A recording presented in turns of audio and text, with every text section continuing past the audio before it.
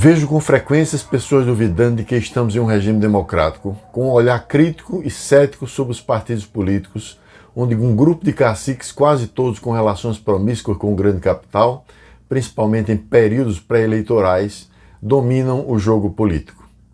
Como é possível confiar em tais mecanismos de representatividade diante de tanto descalabro? Ou então lançam dúvidas sobre o poder judiciário. Esse STF sempre tomando decisões ao sabor de interesses inacessíveis para nós pobres mortais.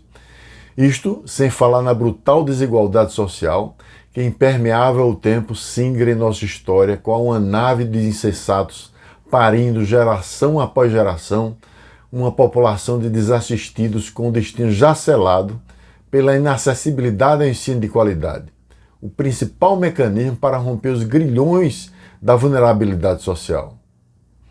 Democracia, um valor universal, principalmente após a queda do Muro de Berlim, é o legado cultural de uma nação. O nosso é um legado de valores políticos marcado por regimes autoritários, capitalismo de compadrio, que vê o Estado como mais um patrimônio para suas estratégias empresariais, onde a corrupção é a palavra-chave para implementá-las, cavando de forma profunda a perversa vala das desigualdades. E nós, cidadãos comuns, com seu cotidiano ocupado pelo trabalho, os impostos e a família, qual o nosso papel nesse negócio chamado democracia? Ironicamente, somos sujeitos quando damos forma à classe política por meio do voto e objeto ou vítima, se preferirem, quando temos nossas vidas, do nascimento até a morte, afetadas por decisões dessa mesma elite política que escolhemos para nos governar. E por que países como a Noruega, a Suécia e outros, como as grandes democracias europeias, nos parecem funcionar tão bem? A resposta, se é possível resumir em uma variável, vem na formação da cultura política de seu povo, forjada a ferro e fogo, tendo o cidadão no centro do processo decisório e o Estado menos vulnerável ao acossamento das elites. Isto não cai do céu, é uma conquista permanente. Com as manifestações de rua de junho de 2013, algo de muito importante começou a acontecer. Setores da sociedade civil foram às ruas marcar, muitas vezes de forma violenta, sua insatisfação contra o status quo. Depois, na esteira da Operação Lava Jato, vieram as manifestações em favor do impeachment de Dilma, dando de quebra espaço à extrema-direita. O bolsonarismo é uma onda antidemocrática que, surfando nas ondas do antipetismo, chega ao poder com o que há de mais abjeto em um sistema político: a intolerância à diversidade humana e o uso da agressividade, da violência contra tudo aquilo que lhes é diferente. Esses dois atributos são seus principais recursos intelectuais.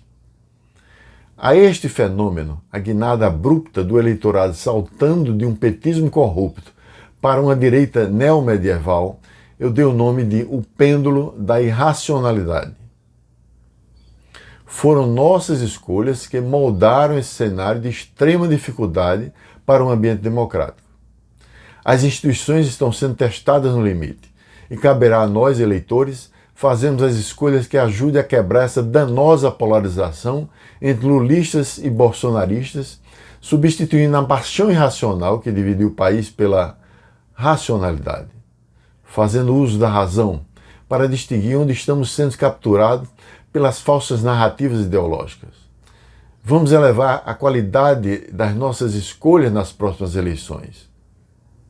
Sim, vivemos em uma plena democracia. A nossa democracia, brasileira como a feijoada e a jabuticaba, com todas as severas limitações de qualidade de eleitores e qualidade de líderes, e um Estado oneroso, ineficiente e corporativista, os quais em conjunto a fazem funcionar.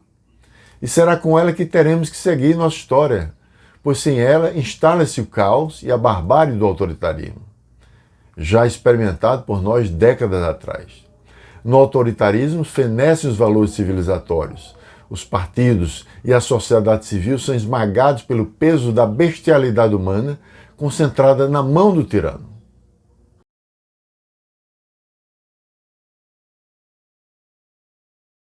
Acompanhar minhas lições de democracia é acompanhar meu caminhar nas leituras e reflexões sobre o tema, tentando jogar luzes sobre os fenômenos da política, sociedade e do sujeito da forma mais isenta possível e em profundidade. Minha expectativa é que a transmissão desse conhecimento possa contribuir para a sua visão de mundo, onde a tolerância e a diversidade humana seja base para uma prática política democrática tecida por meio do diálogo e do respeito ao outro que pensa diferente da gente. Abaixo, na descrição desse vídeo, se você está assistindo pelo YouTube, estão os links para acessar os vários vídeos que compõem a série Lições de Democracia. Haverá também referências bibliográficas para aqueles que desejam aprofundar-se no tema. É importante você preencher o formulário que está na página indicada logo acima, onde você irá nos dar informações sobre seu perfil. Precisamos ter seu nome, WhatsApp, e-mail, expectativas, pois será informado sempre que um novo vídeo for publicado. Recomendamos com ênfase que você se inscreva em nosso canal no YouTube, pois terá acesso aos diversos debates promovidos pelo Instituto. Suas questões, após assistir o vídeo, podem ser colocadas na área de comentário logo abaixo de cada vídeo no YouTube, que nós as responderemos. Você poderá também enviar suas dúvidas para o info@iepfd.org. Seja bem-vindo e eu espero que você possa absorver o máximo do conhecimento que iremos transmitir aqui. Um forte abraço e até a próxima.